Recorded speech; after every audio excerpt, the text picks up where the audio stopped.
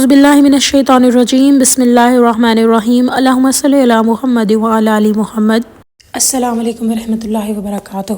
امید کرتی ہوں کہ آپ سب لوگ ٹھیک ٹھاک ہوں گے۔ درود پاک کے مشاہدوں میں سے ایک مشاہدہ لے کے آپ لوگوں کے سامنے حاضر ہوئی ہوں، اور آج کا جو مشاہدہ ہے وہ درود ابراہیمی والا مشاہدہ ہے۔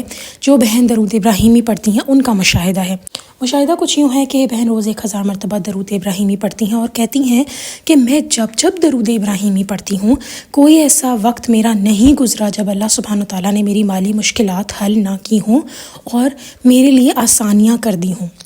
یہ پہلے بھی کہتی ہیں کہ ایک دفعہ ایسا ہوا تھا ان کے ساتھ کہ ان کے مالی حالات تنگ ہو گئے تھے، بہت زیادہ، بہت پریشان تھی، اور کہتی تھی اینڈ ہو جاتا تھا بالکل، کہ سمجھ نہیں آتی تھی کہ اللہ تعالیٰ کو کیا کہوں کہ یا اللہ بس پیسے کسی طرح مجھے مل جائیں۔ دعائیں تو کرتی رہتی تھی یہ، اور اسی ٹائم کہتی ہیں کچھ ٹائم بعد اللہ تعالیٰ وسیلہ بنا دیتے تھے۔ اس دفعہ لیکن یہ ایک اپنا بہت ہی حیرت انگیز واقعہ بیان کرتی ہیں۔ کہتی ہیں کہ میں اپنے موبائل کے کور کے پیچھے پیسے رکھ لیتی ہوں۔ کہتی ہیں کہ میں نے کہیں باہر جانا تھا، اور باہر جاتے ہوئے میں نے اپنے پرس سے 1000 روپے کا نوٹ لیا، اور میں نے اپنے موبائل کے کور میں جب رکھنے لگی تو مجھے یاد آیا کہ میں نے پہلے کبھی 500 روپے کا نوٹ اس کے اندر انہی دنوں میں رکھا تھا۔ خیر یہ کہتی ہیں کہ میں نے وہ بھی رکھ لیا، تو کل ٹوٹل کہتی ہیں میرے پاس 1500 روپے تھے، اس کے علاوہ کوئی پیسے نہیں تھے۔ ایک دفعہ تو انہوں نے گھر میں کہتی ہیں چیک کر لیا، اس کے بعد یہ کہتی ہیں کہ یہ مارکیٹ گئیں، وہاں پہ انہوں نے 1000 روپے کا نوٹ توڑوایا، اور انہوں نے وہ پیسے جو ہیں جو ان کے ساتھ لوگ تھے ان کو دے دیے، اور کہا کہ یہ رکھ لو، میں بعد میں لے لوں گی۔ پھر اس کے بعد کہتی ہیں جو پیسے رکھوائے بھی ان کو وہ کوئی 700 روپے تھے، جس میں سے ایک 500 روپے کا نوٹ تھا اور کچھ 100-200 کے نوٹ تھے۔ اس کے علاوہ یہ کہتی ہیں کہ میرے والیٹ میں 500 روپے کا نوٹ تھا کہ گھر والوں نے ضد کی کہ ہم نے آم کا ملک شیک پینا ہے۔ کہتی ہیں باہر سے آم کا ملک شیک جب لیا تو ٹوٹل پیسے 450 روپے بنے۔ تو کہتی ہیں کہ 450 روپے تھے، تو میں نے اپنے پیسے تو گھر والوں کو پکڑائے ہوئے تھے اور دکان پر میں آ گئی تھی۔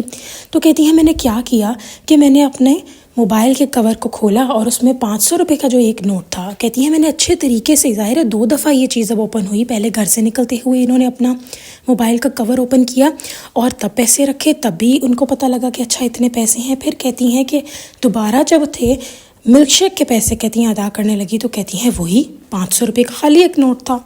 کہتی ہیں انہوں نے ملک شیک والے کو 500 روپے دے دیے، اور ان کے ہاتھ میں اس نے تقریباً 70 روپے پکڑائے بقایا۔ خیر کہتی ہیں کہ وہ پیسے میں نے ہاتھ میں ہی رکھ لیے اور موبائل کے کور کے پیچھے نہ رکھے۔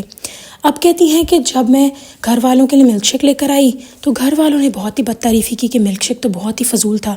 کہتی میرا دل بڑا کھچا، اور میں نے کہا کہ ہم لوگ کتنے ناشکرے ہیں کہ اس دنیا میں لوگ جو ہیں ان کے پاس کھانے کو کچھ نہیں ہے، اور میں جو کہ آخری نوٹ میرے پاس 500 کا رہ گیا تھا اس کے میں نے ملک شیک پہ لے کر آ گئی، اور وہ بھی میرے گھر والوں کی ناک پہ نہیں چڑھا۔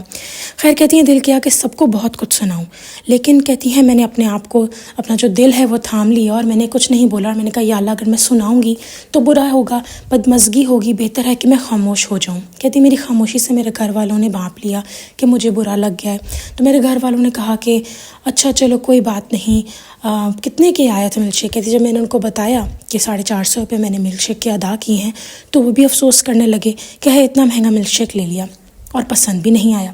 خیر کہتی مجھے بہت غصہ تھا کہ میرے گھر والوں نے میرے پیسے ضائع کروا دیے، اور وہ بھی آخری نوٹ، کاش میں بچا ہی لیتی۔ پر کہتی ہیں اللہ کی رضا کے لیے میں خاموش ہو گئی۔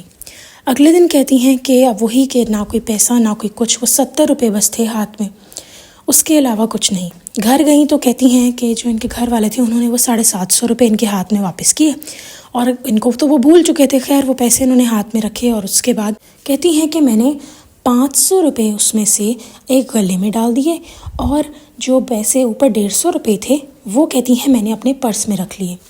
اگلے دن کہتی ہیں جب صبح ہوئی تو کہتی ہیں کہ میں اپنے موبائل کور میں اپنا شناختی کارڈ بھی رکھتی ہوں، تو کہتی ہیں کہ میں نے اگلے دن جب صبح کا وقت ہوا پھر ایسے ہی باتوں میں سب لگ گئے، کام کاج میں۔ کہتی ہیں میں ایسے ہی بس سوچتی رہی چلو دن گزر جائے گا کسی طرح، اور کہتی ہے کچھ ہی دیر بعد مجھے ایسے ہی پتہ نہیں کیا خیال آیا کہ میں نے موبائل کا کور ہٹایا تو 500 روپے کا نوٹ اس میں پڑا ملا۔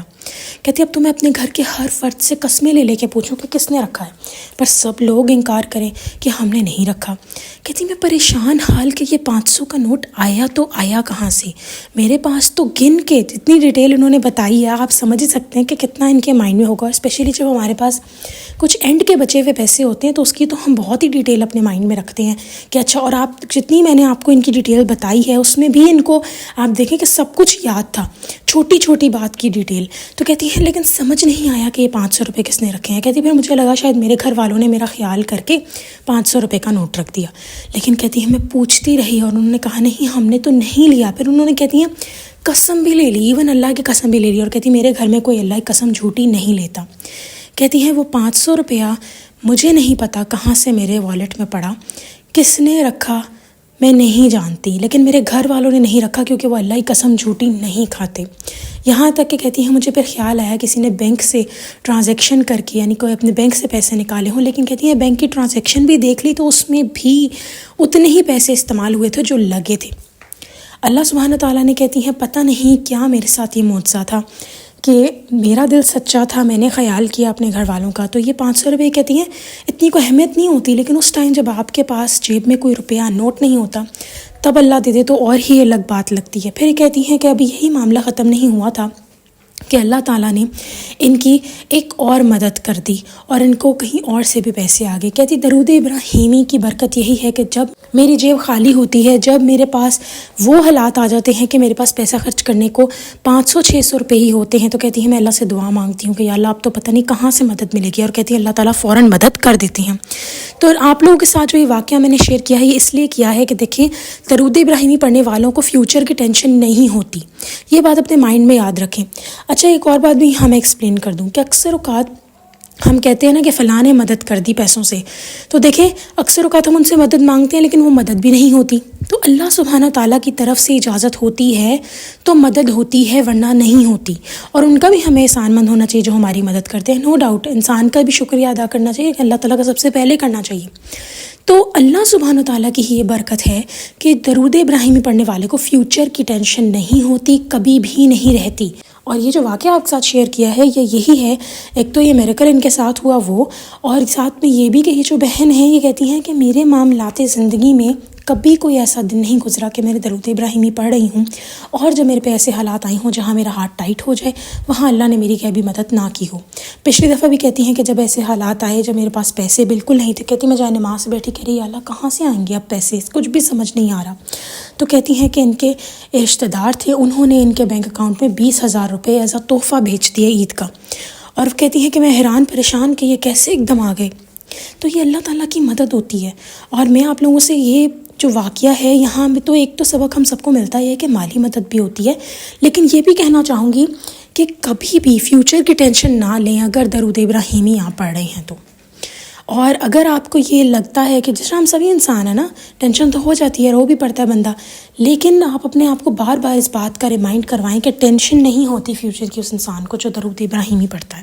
میں دعا کرتی ہوں کہ ہم سب کو یہ جو ایک رول ہے کہ ٹینشن نہیں ہوتی، اور ساتھ ساتھ یہی نہیں بلکہ یہ بھی کہ جتنا اللہ نے ہمیں عطا کیا ہے نا اس میں ہم راضی ہو جائیں. اصل میں مسئلہ پتہ ہے کیا آتا ہے میں بتاتی ہوں. فرض کریں آپ ایک کمرے میں بیٹھے ہوئے ہیں اپنے گھر کے اور آپ کو کوئی پریشانی نہیں ہے، کوئی مشکلات نہیں ہے، لیکن ایک دم سے کیا ہوتا ہے کہ کوئی آپ کو ٹینشن لگ جاتی ہے میرے پاس پیسے نہیں ہیں، مجھے کوئی خرچہ ہی نہ آ جائے، یہ نہ آ جائے، وہ نہ آ جائے، یا کوئی خرچہ آ بھی جاتا ہے. تو دیکھیں اور ایک ہی عورت آپ سمجھے ایک اور بیٹھی ہوئی ہے اپنے گھر میں، اس کے ہاتھ میں بھی پیسے نہیں ہیں، لیکن وہ کہہ رہی ہے اچھا خرچہ آ جائے گا تو اللہ دیکھ لے گا، وہ ٹینشن نہیں لے رہی. جس طرح کیئر فری بچے نہیں ہوتے، ان کو کوئی فرق ہی نہیں پڑتا اچھا ہوتا ہے ہوئے نہیں ہوتا نہ ہوئے، بالکل وہ چیز. تو ہمارے اندر اگر یہ چیز آ جائے ٹینشن نہ لینے والی پھر تو کوئی مسئلہ ہی نہیں ہے. ایک میں پہلے بھی بہت پہلے اپنی ویڈیوز میں یہ جملہ یوز کرتی تھی، if it does not mind it does not matter, کہ اگر ہم لوگ اس چیز کے اوپر فکر ہی نہیں کر رہے، مائنڈ ہی نہیں کر رہے اس بات کا، تو میٹر ہی نہیں کرتی، پھر جو مرضی ہو جائے. اگر کہتے ہیں نا کہ کوئی انسان آپ کو تنگ کر رہا ہے، فار ایگزامپل آپ کو اس کا تنگ کرنا بادر ہی نہیں کر رہا، آپ کو تنگ ہی نہیں ہو رہے آپ اس سے، تو پھر وہ جتنا مرضی تنگ کرتے رہے آپ کو کیا ہے. بالکل ویسے ہی یہ جو ہمارا دماغ ہے نا اور جو شیطانی وسوسے ہوتے ہیں ہمیں تنگ کر کے رکھ دیتے ہیں. تو جو انسان درود ابراہیمی پڑھ رہا ہے، چاہے آپ جتنا بھی پڑھ رہے ہیں، آپ نے فیوچر کی ٹینشن نہیں لینی. بس اب ٹینشن لینی ہے نا اگر، تو درود ابراہیمی کی تعداد بڑھانے میں لیں اور استغفر اللہ پڑھنے میں لیں. امید کرتی ہوں کہ آپ کو ویڈیو پسند آئی ہوگی. چلیں جی انشاءاللہ نیکسٹ ویڈیو میں پھر حاضر ہوں گی، تب تک کے لیے اللہ حافظ.